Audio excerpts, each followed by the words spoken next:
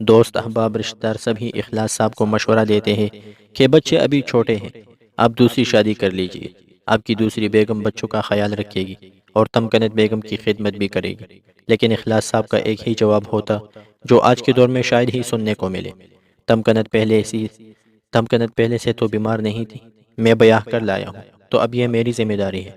اگر رب تعالیٰ نے انہیں اور مجھے آزمائش کے لیے چنا ہے تو میں انہیں اکیلا کیوں کر چھوڑوں؟ اخلاص صاحب کے یہ دو جملے جیسے تمکنت بیگم کے لیے طاقت و توانائی کا مربع ہوتے۔ وہ اپنے آپ کو پھر سے صحت مند محسوس کرنے لگتی۔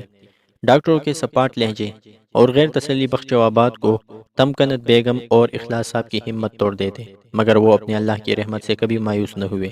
تمکنت بیگم کی تمام ضروریات کا خیال رکھنا، ان کے لیے اعلیٰ کپڑے خریدنا، ان کے بال بنانا، ان کو تیار کرنا اخلاص صاحب کے مشاغل ہی شمار ہوتے ہیں۔ تمکنت بیگم کی کمر جھک گئی ہے، ہاتھوں پیروں کی طاقت کھو چکی ہے، بات کرنے کا انداز تبدیل ہو گیا ہے، مگر جو نہیں بدلا وہ تمکنت بیگم کی خوش مزاجی ہے۔ سب سے حیران کن بات یہ ہے کہ اخلاص صاحب تمکنت بیگم کو کہیں بھی ساتھ لے جانے میں ذرا جھجک محسوس نہیں کرتے، چاہے کوئی دعوت ہو یا شادی کی تقریب۔ سال گزرتے گئے اور تربیہ کی شادی کا وقت آن پہنچتا ہے، جس کی ساری تیاریاں اخلاص صاحب کرتے ہیں، اور دونوں نہایت خوشی سے بیٹی کو رخصت کرتے ہیں۔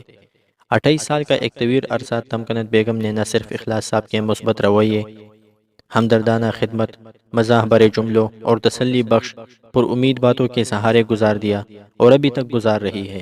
کبھی کبھار وہ اخلاص صاحب کی ہی بے انتہا محبت پر خلوص رویے اور وفا پر حیران بھی ہوتی ہے، مگر پھر سوچتی ہے شاید یہ میری کسی نیکی کا اجر ہو۔ اخلاص صاحب ریٹائرڈ ہونے کے بعد تمکنت بیگم کی خدمت میں ہمہ وقت مصروف رہتے ہیں۔ اب تو وہ بہت زبردست کک بھی بن گئے ہیں۔ روزمرہ کاموں کے علاوہ گھر پر ہونے والی دعوتوں کا اہتمام بھی اکیلے سر انجام دیتے ہیں۔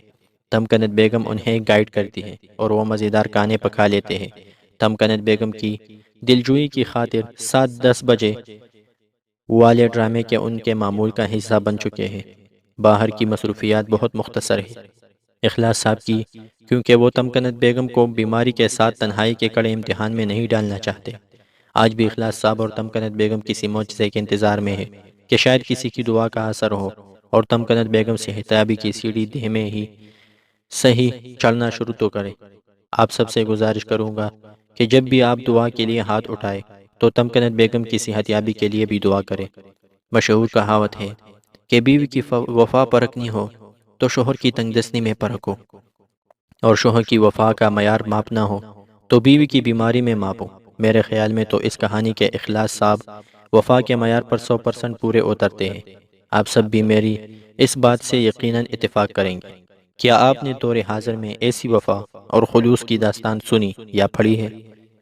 اگر آپ کو یہ ویڈیو اچھی لگی ہو تو مہربانی فرما کر چینل کو سبسکرائب اور ویڈیو کو لائک کریں۔ ملتے ہیں اگلی ویڈیو میں۔ اللہ حافظ۔